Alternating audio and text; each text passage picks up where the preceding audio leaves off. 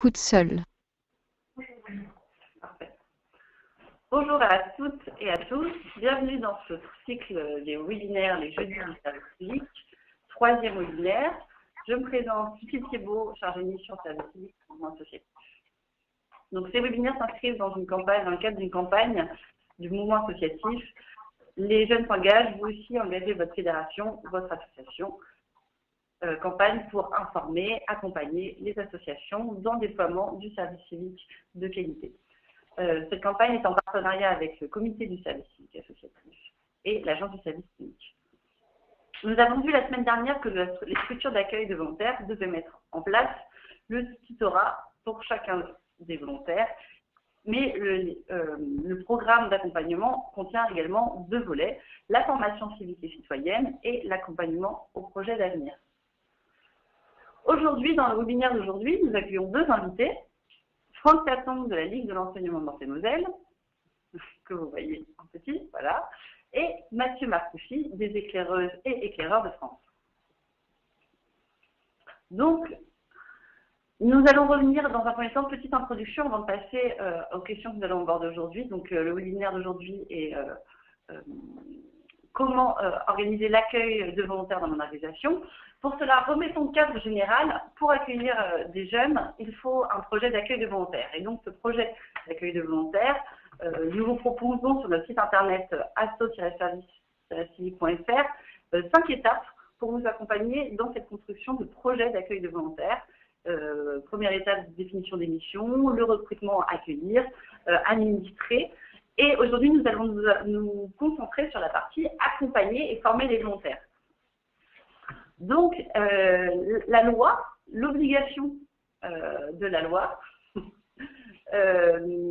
sur le service civique oblige sur les questions d'accompagnement. Donc, il y a le tutorat, la formation civique et citoyenne et l'accompagnement dans la réflexion du jeune à son projet d'avenir. Donc, cette formation civique et citoyenne est prévue par la loi et comporte deux volets, un volet pratique et un volet théorique. Donc, le volet pratique, c'est la formation au premier secours qui est organisée par un prestataire de l'agence du service civique, désigné par un appel d'offres. Pour le moment, il s'agit des sapeurs-pompiers. Le rôle de la structure d'accueil va être d'inscrire les volontaires sur ces formations qui sont directement prises en charge, donc vous n'avez pas besoin d'avancer l'argent. Les contacts pour ces formations sont disponibles sur le site de l'agence du service civique. Au niveau du volet théorique, le cadre est assez large. Donc, ce sont les formations civiques et citoyennes. Donc, il s'agit de 2 ou 3 journées de formation. Elles porteront sur un thème référentiel formation civique. Elles favorisent un maximum d'échanges entre les volontaires de différentes structures. Ça, c'est un effet assez intéressant. Et vous avez une enveloppe de 100 € par volontaire versée pour organiser ces formations. Donc, les thèmes, les valeurs de la République, liberté, égalité, fraternité, laïcité, l'organisation de la cité, donc ça peut être très bien la vie en société et les grandes questions de société, l'ouverture à l'international. Donc nous verrons que ces thèmes sont très larges et nous verrons à travers les témoignages de nos invités qu'on peut faire plein de choses dans le cadre de ces formations. Donc les associations qui sont engagées depuis donc 2010 dans le service civique ont mis en place différents programmes de formation civique et citoyenne et nous allons voir avec nos deux invités quelle forme peut prendre ces formations civiques. Donc, je vais me tourner vers Franck pour commencer. Première série, donc c'est une petite interview croisée qui va nous permettre d'approfondir un petit peu et de concrètement comprendre ce que sont ces formations civiques et citoyennes.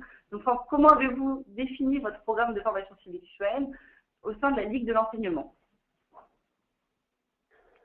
Bonjour Lucille et puis bonjour à tous. Donc je me permets de prendre le téléphone parce que le son est un petit peu meilleur que par les réseaux informatiques. Donc j'espère que vous m'entendez. Voilà, donc je voulais, bon, tu as exposé déjà les principes de base de la formation civique et citoyenne. Donc on va plutôt illustrer un certain nombre de choses qui nous paraissent importantes.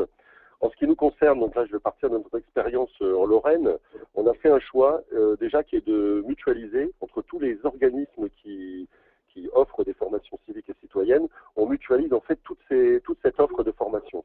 Et on a concentré cette information sur une page du site de la Direction régionale de la jeunesse, sport et cohésion sociale. de façon à ce que les structures et les jeunes volontaires aient à leur disposition l'ensemble de l'offre disponible sur la région. Parce qu'une partie importante de la formation civique et citoyenne, c'est déjà de pouvoir les suivre. Donc, ce qui est très important pour les volontaires, c'est de le planifier dans le cadre de leur mission, qu'ils puissent avoir les offres qui vont se faire dans les 6 prochains mois ou idéalement dans la prochaine année, et qu'ils puissent dire, voilà, je ferai cette formation à tel moment, tel autre, etc. Ce qui leur permet de choisir en fonction des thèmes qui les intéressent, et puis de les intégrer dans le calendrier de leur mission.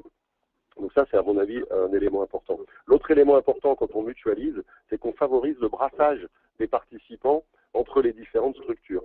Donc on a souvent des volontaires qui sont soit dans des agréments locaux, dits locaux, hein, ou soit des volontaires qui sont maintenant dans des agréments nationaux. Puis il y a de plus en plus en fait de volontaires dans les agréments nationaux avec les grands programmes là, qui se mettent en place. Et donc c'est intéressant que les volontaires puissent avoir l'offre complète parce que du coup ça favorise leur dispersion. Et on y reviendra, mais ça permet au cours des formations civiques et citoyennes d'avoir une bonne diversité de types de volontaires et donc d'enrichir les échanges au cours de ces formations. La deuxième partie, tu l'as abordé un peu tout à l'heure, c'était les thématiques. Alors évidemment, les thèmes doivent être en lien avec le référentiel, mais le référentiel est vraiment très très large. Hein. Je veux dire que là, on a vraiment le choix. On peut faire beaucoup de créativité dans le cadre des formations civiques. Et nous, en ce qui concerne la Ligue de l'enseignement de Meurthe-et-Moselle, en fait, on a deux types de thématiques. Hein. On a des thématiques qui sont proposées par la Ligue, qui correspondent souvent, on va dire, à nos grands thèmes d'action et de travail. Donc tout ce qui touche l'engagement, les droits des jeunes, la lutte contre les discriminations. Là, on propose régulièrement des programmes. Et puis ce qu'on essaie de faire au maximum aussi, c'est de co-construire des thématiques qui permettent à nos associations affiliées de développer des formations dans leur thématique d'intervention. Donc là, on a eu par exemple, nous, des formations civiques et citoyennes autour du développement durable, autour de la gestion des conflits, et qui étaient donc co-construites avec des partenaires affiliés. Voilà. De rien. Il y a un deuxième aspect, non? Donc, maintenant, on va passer à la même question. Donc, au niveau, je vais me tourner vers Mathieu. Mathieu, donc, vos programmes de formation civique et citoyenne au sein des éclaireuses et éclaireurs de France. Bonjour à tous. Alors, pas contrairement, mais sur une autre façon de faire par rapport à l'idée d'enseignement, on a fait le choix de mutualiser au sein de toute l'association cette formation civique et citoyenne, qu'on va appeler rencontre de volontaires. Et du coup, on travaille ça avec tous les acteurs de notre association sur le territoire français qui vont accueillir des volontaires. Et donc on fait le choix de rester en interne sur cette formation. Et du coup, on va travailler ça avec tout le réseau des tuteurs en service civique.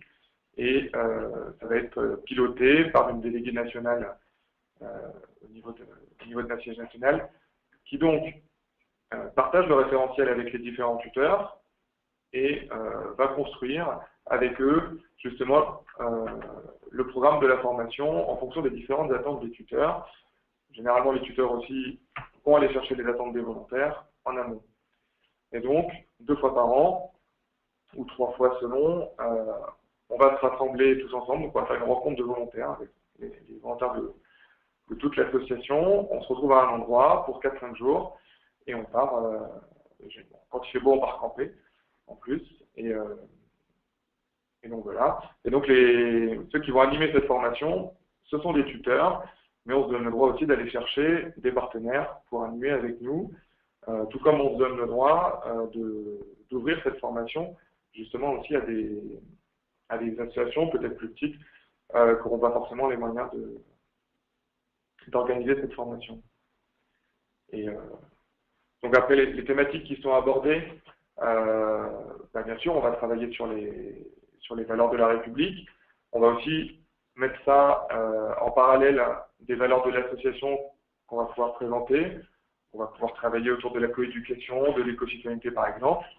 Et voilà, et on va vraiment chercher avec les volontaires à les mettre dans une dynamique de réflexion et d'action aussi.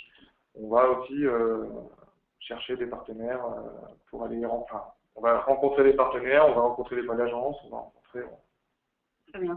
Et un petit exemple, sur votre dernière, tu m'avais dit que sur votre dernière formation citoyenne, les thèmes que vous avez abordés, par exemple, pour avoir un exemple concret.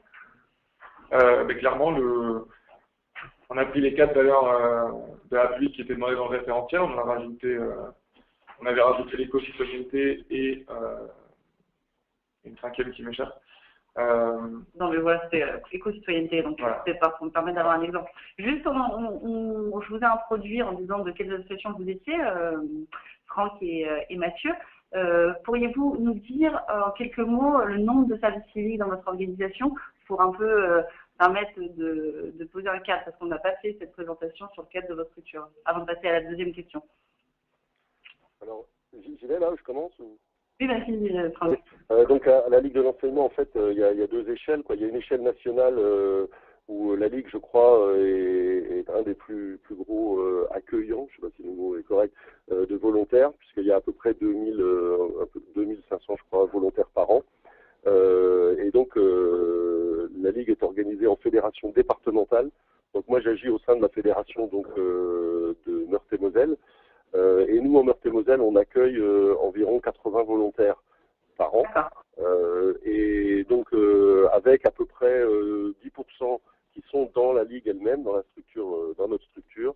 Donc, on va dire 8, entre 6 et 10 volontaires. Et puis le reste, la grande majorité, est répartie dans le cadre d'un accord donc dit d'intermédiation, un agrément d'intermédiation au sein des associations affiliées, avec une grande diversité. Enfin, associations et structures, parce qu'il n'y a pas que des associations, il y a aussi des collectivités publiques.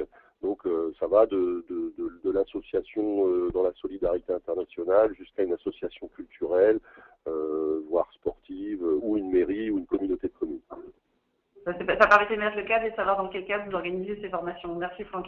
Et du côté des éclaireurs, Mathieu, vous nous dire un petit peu. Alors, du coup, dans toute la France, on a entre 80 et 100 volontaires par an, avec une répartition géographique par région complètement disparate.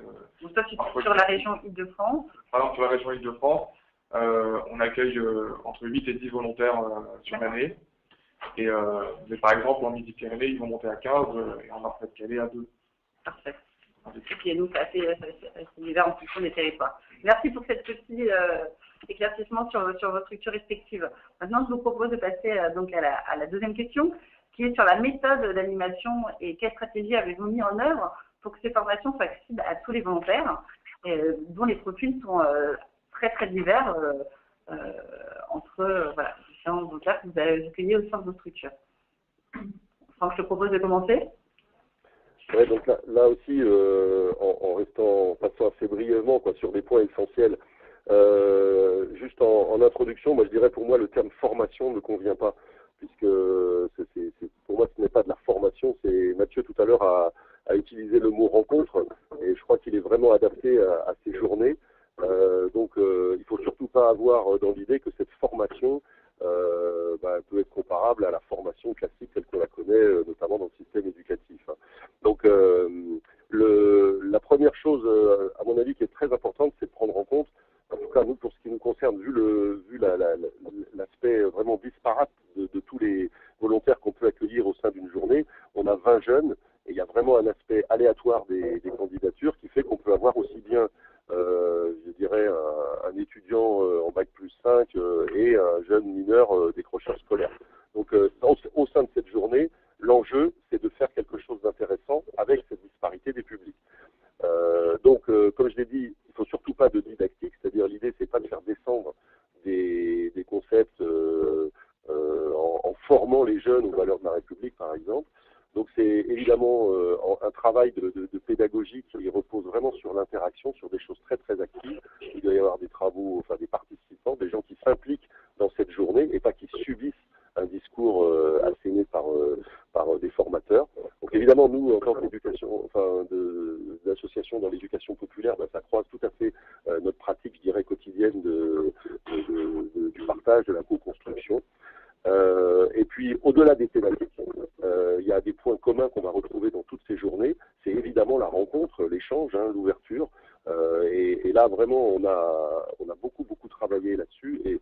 Et on voit bien dans les évaluations de fin de journée, nous, notre grande joie ou fierté, je ne sais pas comment on peut l'utiliser, mais le mot qu'il faut utiliser, jeunes très différents nous disent à la fin quelle belle journée j'ai passée, quelle découverte j'ai pu avoir, moi étudiant en bac+5 de sociologie, de voir que j'ai pu débattre avec des jeunes, voilà, et puis à l'inverse des jeunes décrocheurs qui disent moi voilà, c'est valorisant aussi d'aller à la rencontre de jeunes qu'on ne va pas fréquenter forcément.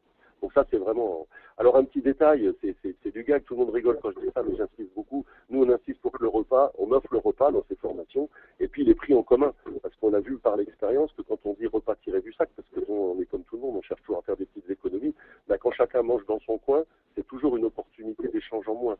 Alors que quand on partage un petit buffet très simple ou un plat, voilà, et bien voilà. Et j'ai écrit à côté sur le slide l'importance du off, c'est-à-dire que en dehors du programme que l'on a prévu pour cette journée, plus il se passe de off, c'est-à-dire plus on fait des pauses, plus on fait des repas, plus on voit bien que là, des échanges très très importants se passent. Et puis dernière chose, donc j'ai pas voulu rentrer dans la thématique, dans les thématiques pédagogiques, mais il y a toujours aussi dans nos formations maintenant un moment pour un échange autour des questions très très personnelles, très très concrètes que se posent les volontaires sur leur service civique. Puisque autour de leur mission, il y a tout un tas d'interrogations sur les indemnités, sur comment ça se passe avec le tuteur, voilà. Et même si ça c'est expliqué dans le cadre de l'accueil au sein des structures, c'est toujours bon, on a vu, de prévoir un petit espace où justement les jeunes vont aussi échanger entre eux sur ces questions-là et se rendre compte que ça se passe comme ça dans la structure, mais ça peut se passer comme ça dans une autre, et c'est toujours intéressant. Donc cette idée d'une fac, d'une foire aux questions très ouverte, maintenant on le met toujours dans un petit moment pour ça dans nos formations. Voilà. Parfait, merci beaucoup Franck. Donc Mathieu, au niveau des éclairages et des experts de France, sur vos méthodes d'animation. Déjà au niveau de la session, on rejoint totalement ce que vient de partager Franck. Donc je vais essayer d'éviter de redire tout ce qu'il a dit. On part vraiment sur les mêmes principes. Je rajouterais juste que vraiment en termes de support, on va essayer vraiment qu'il soit varié. Une des composantes de l'association, c'est vraiment de faire passer des messages par le jeu. Donc on va aller. C'est aussi pour nous une façon de faire découvrir à ces volontaires des formes d'animation, des formes de jeu, en les faisant vivre, parfois en les faisant créer ces jeux. Enfin, voilà, on peut passer de tout. Vous voyez sur la présentation des pas mouvants, des pas muets. Des fois, c'est du dessiner, c'est gagné. Des fois, ça passe par du théâtre. Voilà, on essaie vraiment de diversifier, de diversifier aussi la taille des groupes avec lesquels on travaille sur les différents temps. Ça peut passer du binôme au groupe de 15.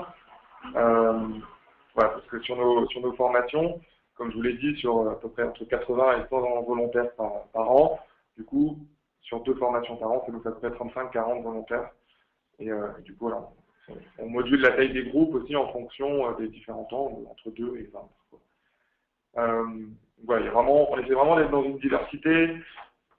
Comme l'a dit Franck, on essaie de ne pas rester assis sur nos chaises avec quelqu'un qui est en devant et qui raconte sa vie ou la vie des valeurs de la République. On essaye aussi un maximum d'avoir plusieurs formateurs, plusieurs tuteurs présents pour pouvoir justement multiplier les possibles interactions, alors dans les temps off comme dans les temps animés. Ça permet aussi vraiment d'avoir plusieurs personnalités de formateurs, et généralement ces jeunes qui, comme l'a dit Franck, sont de milieux d'origine très variés. Ça permet généralement d'avoir des accroches différentes ou des accroches plus faciles avec tel ou tel formateur. Et du coup, ça permet notamment dans les temps d'aller plus loin, de creuser, et pour les formateurs d'avoir des regards croisés sur tiens, tel volontaire, sur les 3 jours, on ne le sent pas forcément très à l'aise, ou on ne le sent pas forcément, ou à contrario, on sent qu'il porte beaucoup de groupes ou qu'il prend trop de place. Ça nous permet vraiment aussi de pouvoir avoir un aperçu du volontaire et par la suite d'échanger avec son tuteur s'il n'est pas là. Et de pouvoir aussi faire un aller-retour avec le tuteur pour pouvoir lui faire des retours et l'accompagner pour la suite. Donc j'ai l'impression que ça permet pour un tuteur de voir aussi un volontaire, ça se passe bien aussi avec son tuteur aussi à travers ses formations civiques et citoyennes par exemple, donc aussi de suivre les problématiques. Oui, tout à fait. Et pour les tuteurs qui sont présents en tant que formateurs, ça leur permet de voir aussi d'autres volontaires, d'autres façons, parce que des fois quand on passe 6 mois avec les 4 mêmes, on a tendance à s'enfermer dans des schémas ou à se sentir un peu en se disant, en prenant peut-être des a priori sur les volontaires, et le fait d'aller rencontrer 15, 20 volontaires de plus à un moment donné, ça nous permet vraiment de prendre du recul et parfois d'adapter un peu nos réponses dans notre accompagnement. Donc, un plus nécessaire que ce soit pour les volontaires ou les tuteurs. D'autres éléments à ajouter, Mathieu, sur cette question? Comme je disais, nous on en profite à chaque fois pour aller rencontrer des acteurs. Alors soit quand on est sur Paris, on va essayer de rencontrer des gens de l'agence du service civique. Là, dans 3 semaines, on va être sur Montpellier et on va rencontrer des acteurs de la vie civile, des acteurs politiques, lors d'une grande visite de la ville de Montpellier. Et ça permet aussi, qu'on ne va pas travailler spécifiquement sur les valeurs de la République, mais on va travailler sur comment elles prennent place dans une vie de tous les jours. D'accord, très bien. Merci beaucoup. Donc, dernière question sur ces formations civiques et citoyennes. Sont-elles un outil pour favoriser l'engagement des jeunes au-delà des missions de service civique? Est-ce que, à travers vos expériences, quels sont vos retours d'expérience sur l'engagement après la mission? Franck? Alors, moi, je sais pas répondre vraiment de façon très très formelle à cette question et avec une grande assurance. Ce dont je suis convaincu par contre, c'est que les formations civiques et citoyennes sont un élément essentiel dans la réussite d'une mission. C'est-à-dire que au travers, l'expérience. Alors là, moi, je pourrais faire des stats, je les ai pas sortis, mais les volontaires qui n'ont pas fait leur formation civique et citoyenne pour une raison ou pour une autre, ou qui en ont fait moins que d'autres, ont des missions souvent plus problématiques.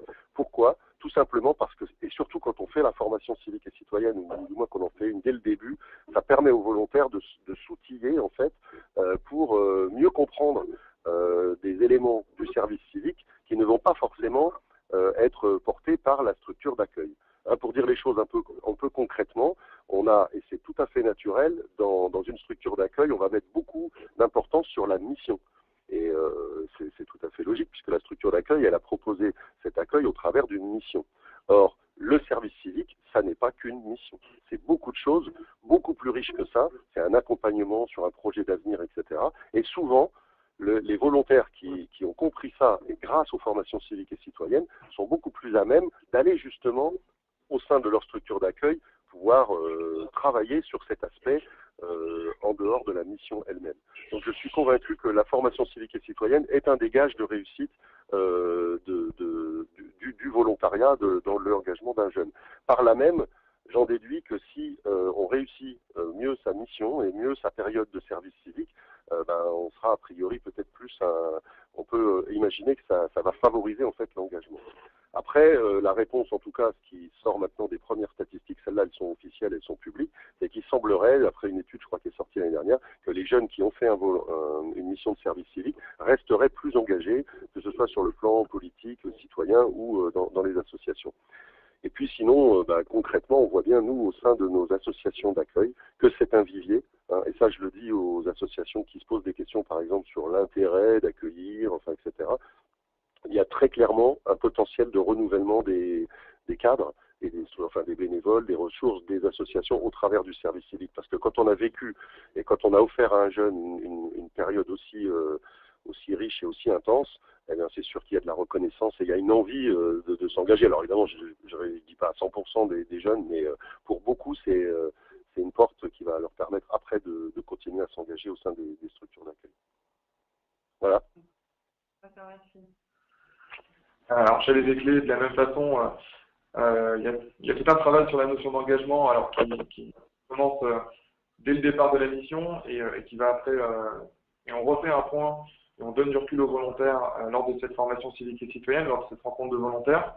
On essaye de la placer généralement entre 1 mois et 2 mois après le début, pour que les volontaires aient le temps d'avoir exploré leur mission et le temps que, quand ils arrivent à cette rencontre, j'ai déjà un certain nombre de questions, parce qu'on s'est rendu compte que des volontaires, des fois, pour des raisons de retard dans le recrutement, des volontaires qui arrivent tout fraîchement à une formation civique et citoyenne, vont avoir plus de difficultés justement à se poser ces questions d'engagement.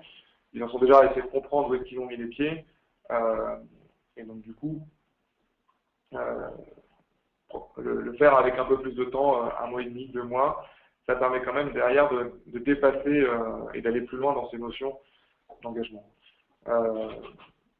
Voilà, on essaye nous dans ces formations, dans ces rencontres, de faire découvrir l'association dans ses différents domaines, dans sa diversité d'activités, dans sa diversité de missions, et pour montrer qu'il y a vraiment une possibilité d'être acteur à différents niveaux en fonction de ses envies, de ses possibilités, de sa motivation.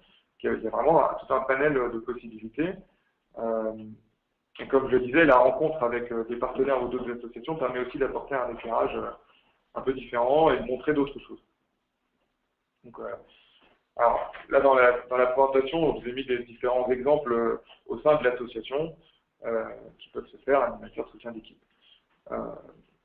Alors, au niveau de aujourd'hui, est-ce que ça marche chez nous? Il faut nuancer parce qu'on a aussi beaucoup de volontaires qui sont des bénévoles de notre association qui, dans leur parcours de vie, à un moment donné, vont se dire bah tiens, je vais pouvoir m'engager dans cette association plus fortement, y passer plus de temps grâce au service civique. Et donc, on a une partie, mais aujourd'hui, c'est quand même, c'est pas plus d'un 5e des volontaires qu'on a. C'est un sur 5, voire un peu moins. Et parmi ceux qui sont arrivés, qui ne connaissaient pas forcément l'association au départ et qui sont arrivés en tant que volontaires, on se rend compte que 1 sur 3 a envie derrière de rester et reste sur une mission particulière. Et parfois même à des endroits des fois où on ne les attend pas forcément, et dans un délai qu'on n'imagine pas forcément. Moi, je vous donne l'exemple d'une volontaire qui a fini son service civique au mois de février dernier. Et là, à la rentrée, elle s'est engagée au sein de l'équipe régionale dont je fais partie, donc une instance de pilotage d'une structure régionale. Et elle s'engage et elle a posé directement des cas concrets, ce qu'on aurait difficilement, à mon avis, imaginé il y a 6 mois. Et voilà, concrètement, on se dit que les choses ont mis du temps, mais l'engagement arrive. Il y a des graines qui ont été plantées et qui fleurissent après. Et donc l'intérêt des formations civiques et citoyennes, de ces rencontres de volontaires, je pense, c'est, pour continuer dans la métaphore florale, c'est justement de continuer à entretenir le pot de fleurs dans lequel on a planté ces graines. Arroser un peu la plante, arroser un peu la graine. Merci pour cette belle métaphore, Mathieu. Donc vous l'aurez compris, les formations civiques et citoyennes sont un élément clé de l'accompagnement des jeunes en service civique. Elles permettent vraiment pour le jeune de comprendre d'autant plus sa posture de volontaire, de bien se distinguer en tant que face parfois aux salariés qu'il y a dans l'association. Et c'est un élément de plus pour comprendre son statut. Elles peuvent aussi, au-delà de ces formations civiques et citoyennes, on peut aussi proposer aux jeunes de s'investir de participer aux instances de l'association pour mieux comprendre l'association, participer par exemple à un jugement, quelque chose qui est gratuit, qui peut être proposé, ou participer à des événements de l'association partenaire qui travaille sur d'autres sujets, une conférence, un débat. Voilà, c'est aussi éveiller la curiosité du jeune et qui participe au-delà de ces formations. Ça fait aussi ça le service civique.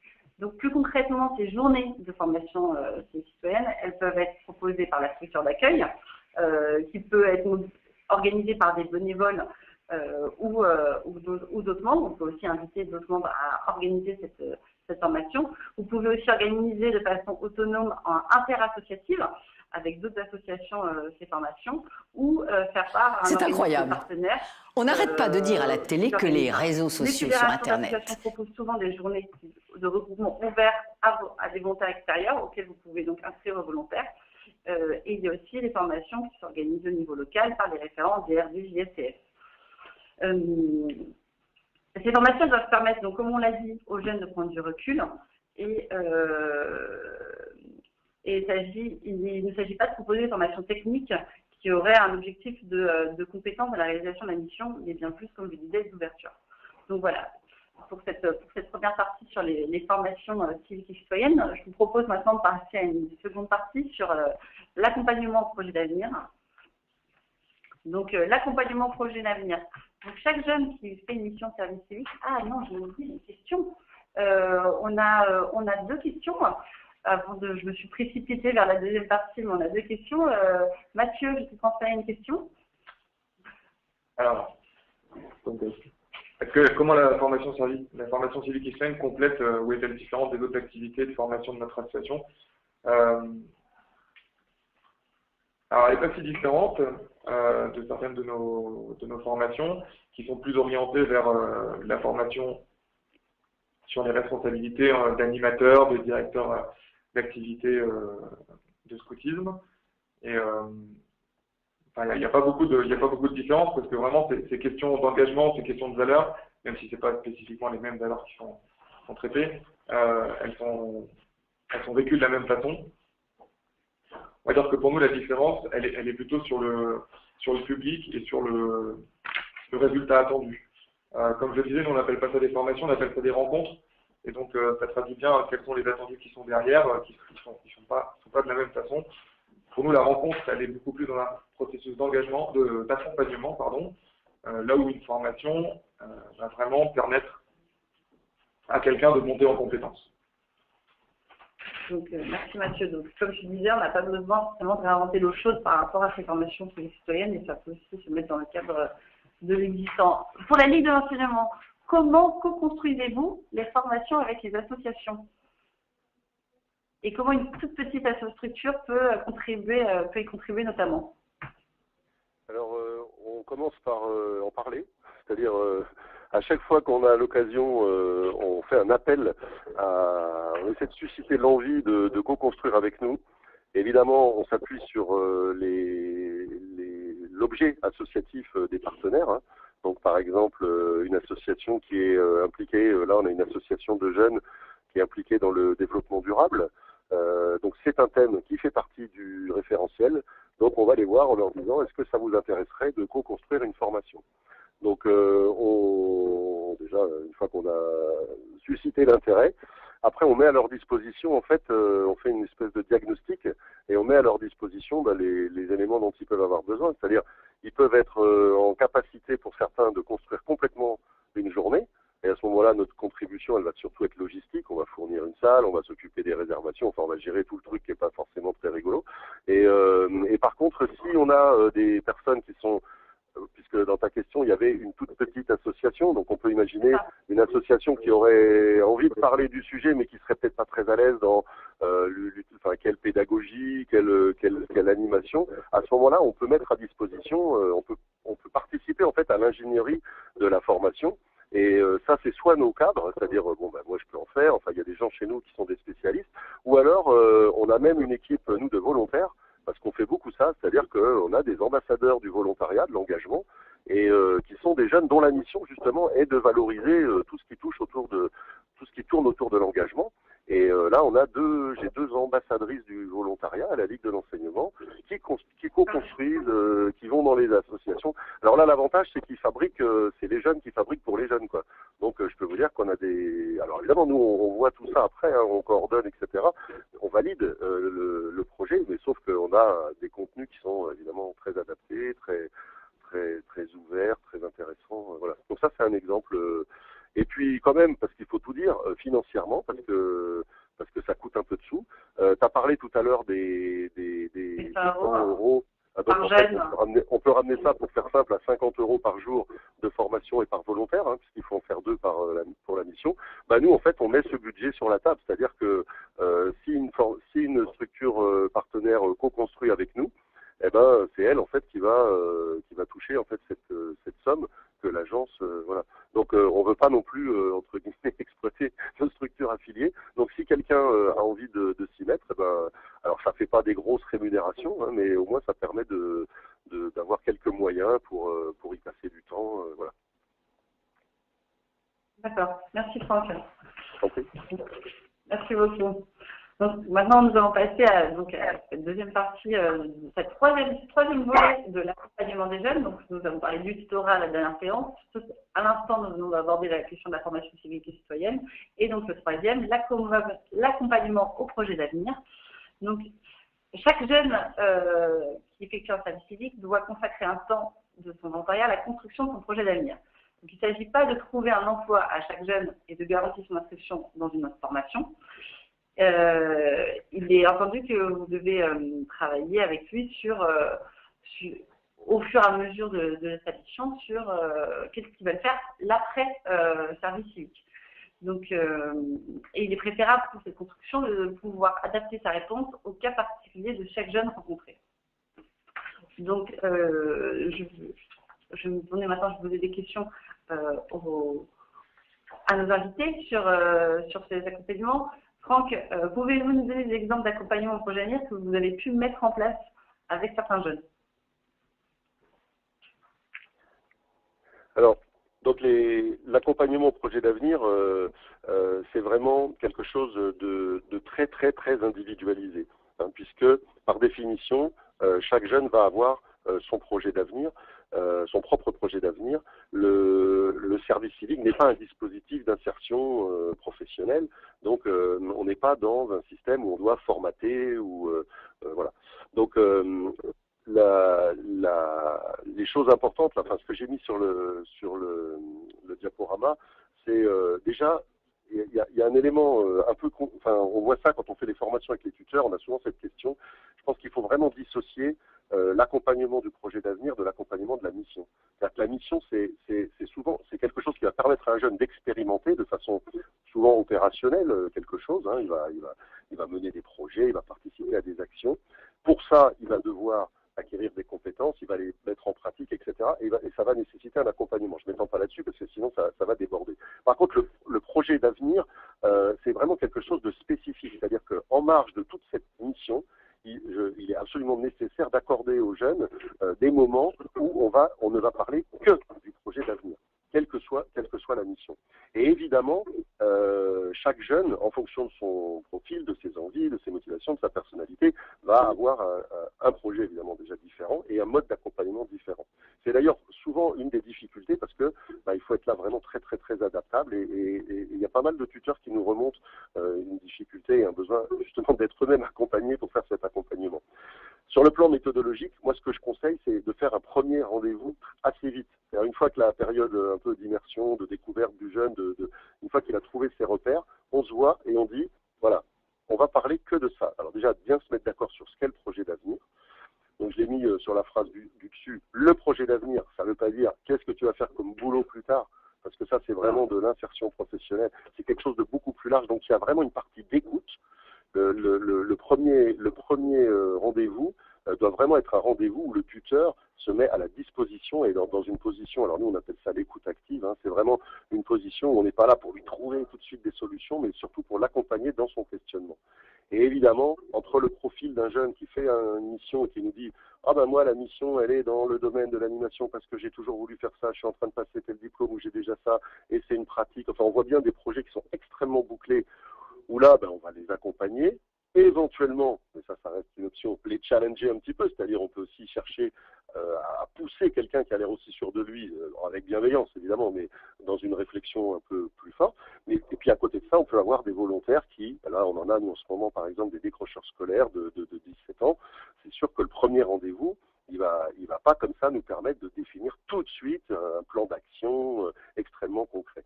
Et donc on adapte, voilà.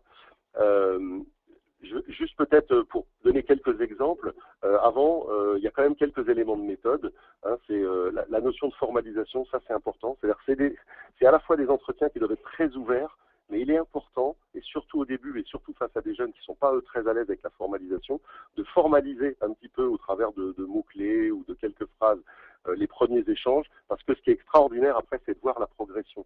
Parce que là, on parle du premier rendez-vous, mais après, on va en avoir d'autres au cours de la mission. Et c'est toujours passionnant de voir comment, finalement, la chrysalide, elle s'est un petit peu formée petit à petit, et comment on progresse. Hein, parce que la progression, c'est souvent un élément qui valorise et qui est positif. Donc, c'est toujours, moi, je conseille de formaliser assez vite les échanges. Voilà. Alors, en termes d'exemples, puisque tu voulais quelque chose de concret, nous, on développe une méthode à la Ligue de l'enseignement ici qui s'appelle l'autobiographie raisonnée. Donc, c'est une démarche, en fait, d'accompagnement qui consiste à avoir d'abord une première phase assez formalisée d'écoute, où le jeune, en fait, on va l'inciter à parler. Donc, on va essayer, en fait, au travers de ça, de mettre en avant surtout tout ce qui est du domaine des compétences non formelles. Parce que quand on se présente, hein, on est tous formatés un petit peu pour ça, on parle de ses diplômes, on parle de ce qu'on a fait à l'école, on parle éventuellement des stages qu'on a pu faire, des expériences qu'on a pu vivre, mais on est assez peu entraîné dans notre système, on va dire en général, à mettre en avant tout ce qu'on a, toute la richesse.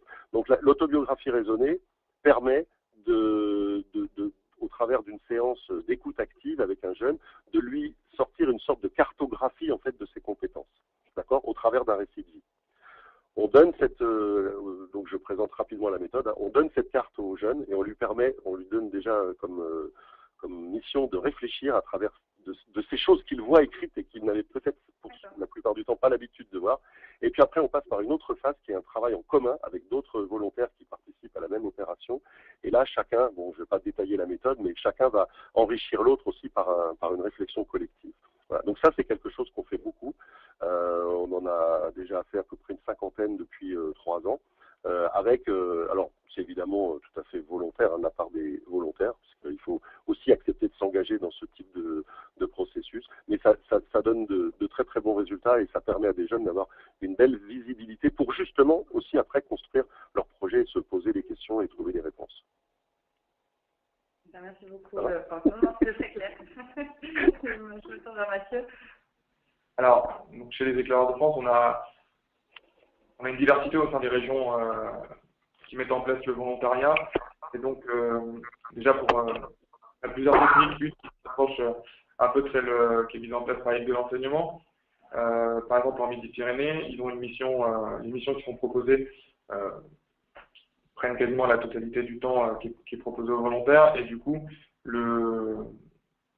l'accompagnement au projet d'avenir est travaillé avec un partenaire.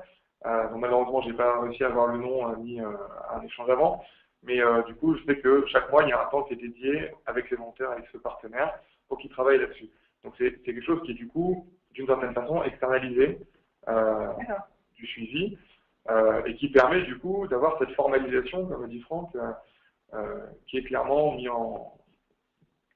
identifiée par le volontaire et voilà, il ne fait pas d'amalgame entre ses missions, son projet d'avenir et autre chose. Après, c'est une façon de faire. Je peux plus facilement vous parler de ce que moi je mets en place directement en Ile-de-France, où on est parti sur une autre façon de faire. Dès le départ, dès la rencontre avec les candidats, on essaye de comprendre ou de faire émerger ce service civique, cette volonté d'être sur ce service civique, dans quel parcours de vie elle s'inscrit, quelles étaient les études avant, quelles étaient les envies, qu'est-ce qui fait qu'aujourd'hui on s'oriente vers ce volontariat, et est-ce que déjà il y a des idées pour l'avenir. Alors, vu la diversité des profils, des fois c'est très clair pour les volontaires dès le départ, des fois c'est pas très clair et on les accompagne là-dessus. Aujourd'hui, nous on a la possibilité de dégager du temps dans le temps de mission pour travailler d'une certaine façon sur ce projet d'avenir. Oui, c'est du temps, ça. Oui, tout à fait. Donc on a une mission principale collective des volontaires, ils travaillent en équipe, et ça c'est les 2/3 de leur temps de mission, et il reste un tiers qui est une case vide, et qu'on va remplir avec eux. C'est ce qu'on appelle des mini-projets, et donc je vais vous donner un exemple très concret. L'année dernière, j'ai accueilli une volontaire qui s'est donné le temps de vivre quelque chose avant d'attaquer des études de droit. Et notamment, elle est venue chez nous parce que c'est autour des droits de l'enfant qu'elle aurait envie de travailler, c'est quelque chose qu'elle veut explorer. Alors, elle est venue chez nous, elle s'est inscrite, elle a été volontaire dans la démarche d'ateliers dans les écoles qu'on mène. Et donc moi, je lui ai proposé, vu que c'est des jeux qu'on a au sein de l'association, de s'approprier des jeux autour des droits de l'enfant et de trouver des espaces et des partenaires avec qui elle va pouvoir les faire vivre. Et donc, nous, ça nous permettait d'avoir des projets qui travaillent. On mettait en œuvre des projets de l'association, des jeux de l'association, et pour cette volontaire, c'était une façon aussi par l'animation. Et donc, clairement, on a pu voir après que ça a permis de confirmer ses envies, ses attentes. Elle a appris des choses indirectement sur ce sujet-là. Et donc, ça, c'est un exemple. Et voilà, avec tous les volontaires, moi, j'essaye d'avoir ce côté-là, mais que ce soit sur des dynamiques parfois de sport, de droit, de toutes choses, de sociologie aussi, on arrive à trouver des projets. Donc c'est sûr que ça demande une flexibilité dans les propositions. Ça demande d'aller chercher et d'accompagner le volontaire pour qu'il arrive à formaliser ses envies, ses motivations, ne serait-ce que des sujets qui l'intéressent. Pour ceux qui ont un peu plus de bouteilles, d'arriver à sortir quelles compétences ils aimeraient acquérir. Et voilà, on essaie de définir ensemble des mini-projets qui soient à bénéfice mutuel. Voilà, donc voilà, nous on dissocie voilà, le côté projet collectif de volontaires et projet de volontaires plutôt individuel, mais... avec la co-construction de ces projets en parallèle. Parfait, merci beaucoup Mathieu. On va aller rapidement sur les deux prochaines questions sur l'accompagnement projet d'avenir. Comment trouvez-vous les supports adaptés pour répondre aux différents profils des jeunes accueillis, Franck et Mathieu? Alors, moi principalement je répondrais, on a la chance d'être une tête de réseau quoi, dans une fédération, et c'est vrai que ça offre une diversité de profils et de possibilités d'accompagnement. Donc Mathieu a fait référence tout à l'heure au fait que l'accompagnement projet d'avenir pouvait être fait par on va dire un organisme extérieur, enfin quelque chose. En fait on joue aussi beaucoup là-dessus, c'est-à-dire qu'un tuteur peut très bien être un tuteur de mission, et par contre l'accompagnement au projet d'avenir peut être assuré par une autre personne. Alors là du coup ça crée la dissociation de facto, donc ça c'est intéressant. Et puis dans le cadre du projet d'avenir, quand on l'a un peu défini, et quand on voit une direction, une thématique dans laquelle voudrait s'engager un volontaire, on lui cherche en fait souvent une personne ressource, donc qui sera peut-être pas forcément le tuteur du projet d'avenir, mais qui sera très impliqué. Voilà. J'ai un exemple, on travaille avec Lorraine Mouvement Associatif, qui est la branche du mouvement associatif en Lorraine. Ben voilà, on a une volontaire qui actuellement émet qui a envie de s'engager dans un projet d'avenir en lien avec la structuration du monde associatif, etc. Ben voilà, il se trouve que la directrice du mouvement associatif en Lorraine s'implique dans le suivi de cette volontaire. Voilà, donc mais ça c'est l'avantage effectivement d'avoir un réseau, et ça c'est ce qu'il faut offrir dans la mesure du possible à nos volontaires, c'est-à-dire la possibilité de bénéficier des personnes ressources qu'on peut connaître et côtoyer. Merci. Mathieu? Comme je l'ai dit, ça se travaille de façon différente selon nos régions, et pour le cas d'Île-de-France dans lequel je suis, le format qui est proposé d'accompagnement par rapport à ces mini-projets, par rapport à ces entretiens mensuels qui permettent de revenir là-dessus, sont déjà la réponse adaptée. Donc bref, c'est dans le format CASID qu'on va construire avec eux que la réponse se construit. D'accord, que ça se répond et que ça permet de s'adapter à tous les profils des services civiques qui sont assez divers par rapport dans vos différentes équipes. Très bien, merci. Et donc, la dernière question, c'est quels sont les partenaires utiles auxquels il faut penser quand on est en charge de l'accompagnement des projets d'avenir? Quels sont des liens, des personnes ressources, des structures ressources? Franck Voilà, là, comme je dis tout à l'heure, il n'y a pas de limite, puisque il y a tellement de variétés de projets d'avenir que ça peut aller du théâtre au sport, voilà. Donc là, il y a vraiment les réseaux, plus ils sont vastes et plus ils sont importants. C'est pour ça que je me suis permis dans ma réponse de rappeler, puisque en plus il vient de changer de nom. Donc, ça permet de parler maintenant. Voilà. Donc il y a un institut qui s'appelait l'Institut du service civique, et depuis, je crois, cette semaine s'appelle l'Institut de l'engagement, alors pour moi, ça c'est un outil très intéressant dans le cadre du projet d'avenir, parce que c'est une démarche sélective, puisque voilà, il y a, je crois, 2000 dossiers par an et 400 lauréats, donc voilà. Mais c'est une sélection qui est bienveillante.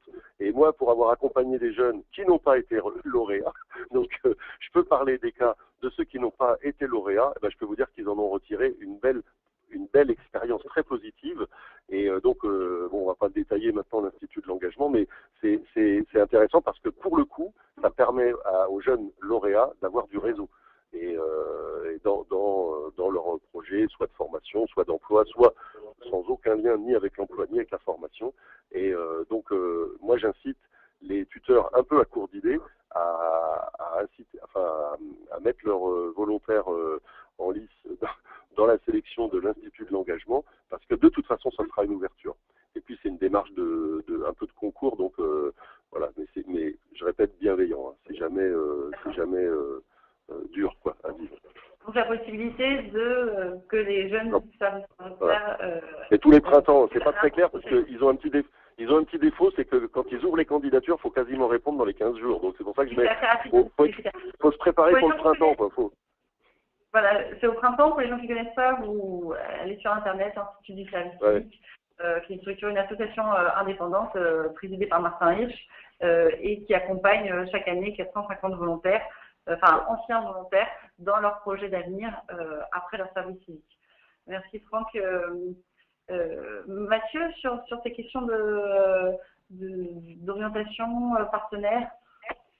En fonction des profils des volontaires, il faut avoir une bonne connaissance, à mon avis, des ressources qu'on a en interne et des partenariats qu'on a, avoir une bonne connaissance de son réseau, clairement pour pouvoir créer des rencontres et pour pouvoir créer des opportunités de dialogue ou d'expérimentation. Pareil, je vais vous prendre un exemple concret, une volontaire qui souhaite préparer son concours d'entrée pour devenir institutrice, professeur des écoles. Et ben, dans mon réseau, moi j'ai un bénévole qui est directeur d'école sur Paris et clairement j'ai eu de se rencontrer et ce directeur qui est bénévole chez nous a tout à fait accepté qu'elle vienne rencontrer des classes, qu'elle vienne s'immerger pendant une journée ou deux et voilà, et donc pour elle ça permet vraiment, pour cette volontaire ça a permis vraiment d'avoir une expérience pratique sur son idée de projet. Voilà, c'est un exemple très, très concret et qui peut se démultiplier. Mais je le dis, il faut avoir une bonne connaissance des possibilités et des rencontres et notamment l'évoquer lors des différentes rencontres avec les partenaires qu'on a ou avec nos différents bénévoles.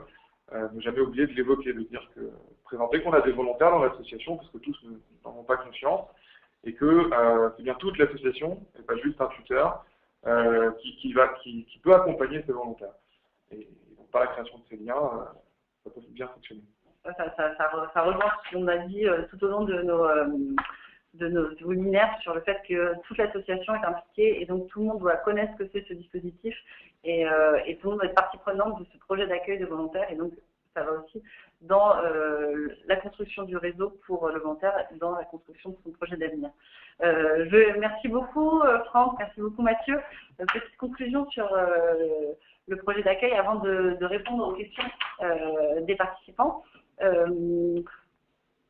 Donc, il vous incombe donc de proposer dans l'accompagnement au projet d'avenir, ça peut consister, donc on l'a vu, à des entretiens, d'identification de projets, recherche de formation complémentaire, l'ouverture d'un réseau pour favoriser des rencontres professionnelles et aider à la définition des compétences et des compétences que le volontaire a acquéries pendant sa mission. On leur a bien compris, une chose très importante, c'est pas de se préoccuper de l'accompagnement au projet d'avenir dans les derniers mois de la mission, mais bien de faire ça tout au long de la mission et on préconise un rendez-vous au début, au milieu et à la fin, et ça peut être plus naturellement. Une petite question pour vous deux, comment faire face à un jeune qui n'a aucune envie, aucun projet? Franck et Mathieu. Je vais commencer dans... Nous, ce qu'on fait du coup, c'est que quelqu'un qui n'a pas d'envie, qui n'a pas de projet, et ben, on va lui donner un petit projet peut-être clé en main et on va justement lui montrer déjà qu'il est capable d'arriver à quelque chose. Et si la thématique du projet ne lui plaît pas, ben, déjà on a éliminé une possibilité de choses qui ne lui plaît pas. Et si ça lui plaît, on va creuser. Très bien, merci. Franck? Nous, je vais répondre de façon un peu imagée, mais il faut vraiment le bombarder. Celui-là, il faut qu'il ait il faut susciter. Et comme on ne sait, alors s'il n'y a pas d'expression qui vienne, donc là j'ai un exemple par exemple d'un jeune décrocheur qui avait déjà fait CAP, arrêté en cours de route, etc. Et vraiment arrivé on n'arrivait pas à susciter. Donc ce qu'on fait, c'est qu'on va multiplier les expériences et les stimulations. Donc on va visiter un périscolaire, on va visiter une déchetterie, on va visiter une maison de retraite, on va visiter, mais à chaque fois avec, non pas évidemment, on va te caser là-dedans, etc., mais essayer dans la discussion, on va visiter même un champ de bataille, je me souviens de la guerre de 14-18, enfin des trucs, mais il n'y a pas de limite, quoi. Et puis à chaque fois d'essayer de voir ce qui fait réagir. Et là, apparemment, il y a quelque chose qui s'est passé avec les enfants. Voilà. Donc je dis pas que ce sera ça, mais au moins ça donne une piste. Et cette piste-là, elle permet de commencer un travail où il y a de la co-construction. Et puis petit à petit, voilà, c'est comme ça. Mais il y a quand même, des jeunes entre 16 et 25 ans qui ne sont absolument pas sensibles à la stimulation de ce type-là. Bon, après, il y a peut-être des cas pathologiques, mais je veux dire, il y en a quand même très très peu, quoi. Ça vient, faut être aussi, faut pas parler de cas comme ça. La plupart du temps, on arrive quand même assez vite à susciter l'enthousiasme. Enfin, en tout cas, l'intérêt, l'enthousiasme. L'intérêt. Toujours une petite chance. Merci, Franck. Je sais que le travail d'équipe avec plusieurs volontaires permet des fois de susciter entre eux. La motivation entre pairs, des fois ça fonctionne aussi. D'accord. Exactement. Parfait. Je vais répondre très rapidement à 2 questions. Est-ce qu'il faut trouver un travail aux jeunes qui souhaitent un boulot après son service civique? Non, c'est pas une obligation de trouver un travail. On l'a dit et répété. L'idée c'est d'accompagner. Est-ce que je peux embaucher un volontaire suite à son service civique? Oui, mais naturellement que c'est possible. Et si, au contraire, après, pas confondre le service civique avec période d'essai, naturellement, mais naturellement, il est totalement possible d'embaucher un service civique. Donc, on va conclure sur l'accompagnement qui comprend 3 composants, le tutorat, la formation civique citoyenne et l'accompagnement au projet d'avenir, qui sont les clés de tout service civique. Mais on l'aura vu, la mise en œuvre n'est pas toujours évidente. Quelles que soient les associations qui ont témoigné, elles l'ont toutes dit, toutes les associations y sont allées à tâtons. Il faut tester, voir les dispositifs qui satisfassent votre organisation. Pour ce faire, il est aussi essentiel, dès la construction de votre projet d'accueil, de réfléchir aux dispositifs internes d'évaluation. Et donc, du coup, là, pour conclure cette séance, on va parler de ce dernier aspect qui est l'évaluation. Donc, un service civique de qualité repose sur, comme on l'a dit, et répété depuis le début, le projet d'accueil, qui engage l'ensemble de l'association. La démarche d'évaluation du service civique, en associant l'ensemble des parties prenantes, ancre l'accueil du projet civique dans une démarche collective. On l'a dit. L'évaluation permet donc d'assurer, d'aller au-delà de la déclaration d'intention sur les questions du service civique, tester et valider la cohérence du projet d'accueil des jeunes engagés par rapport au projet associatif et au principe du dispositif, et prendre du recul par rapport à l'activité au quotidien. La démarche d'évaluation valorise le travail des bénévoles et des salariés et permet de capitaliser les expériences positives et négatives et de répondre collectivement aux questionnements. Donc voilà, c'est vraiment quelque chose qui est très important à mettre en œuvre dans votre dispositif. Vous avez quelques éléments sur notre site internet. Et maintenant, je vais vous parler aussi du comité du service civique associatif, qui est une association accueillant donc des engagés du service civique, des scientifiques, des experts et des associations qui accueillent donc les services civiques.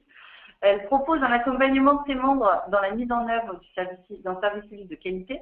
Donc, qu'est-ce qu'elle propose? Elle propose des outils, guides pratiques, outils d'auto-évaluation, des évaluations triennales pour obtenir un label, le label pour un service civique de qualité. Ça, c'est avec tous les critères d'évaluation. Il y a des évaluateurs qui viennent dans les associations, qui qui interviewent toutes les parties prenantes pour après voir si l'association mérite donc ce label d'un service civique de qualité. Un accompagnement méthodologique individualisé, des réunions d'échange de pratiques, des ateliers thématiques et des rencontres bilatérales coachées. Toutes les associations et les fondations peuvent adhérer à ce comité du service civique associatif. Vous trouvez toutes les informations sur leur site internet. Donc, je vais vous donner dans le slide suivant les liens utiles pour le service civique. Donc, naturellement, le site de l'agence, service-civique.gouv.fr, notre site internet, asso-service-civique.fr, qui est là un site internet spécifique à l'accueil de services civiques dans les associations. Et donc, le dernier lien qui est le lien du comité du service civique en association.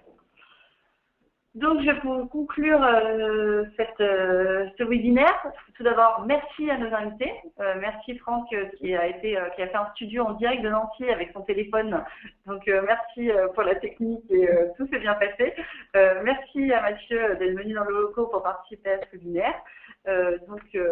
On conclut ces 3 webinaires. Donc, pour conclure, vous trouvez tout sur notre site internet.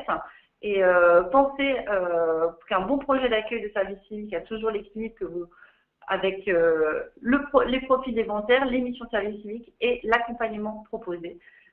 Donc il faut vraiment faire attention à partir de cette équation, tout est possible. Je vous remercie beaucoup de votre attention et maintenant on se tiendra au courant sur notre site internet. À très vite, au revoir. Merci, au revoir.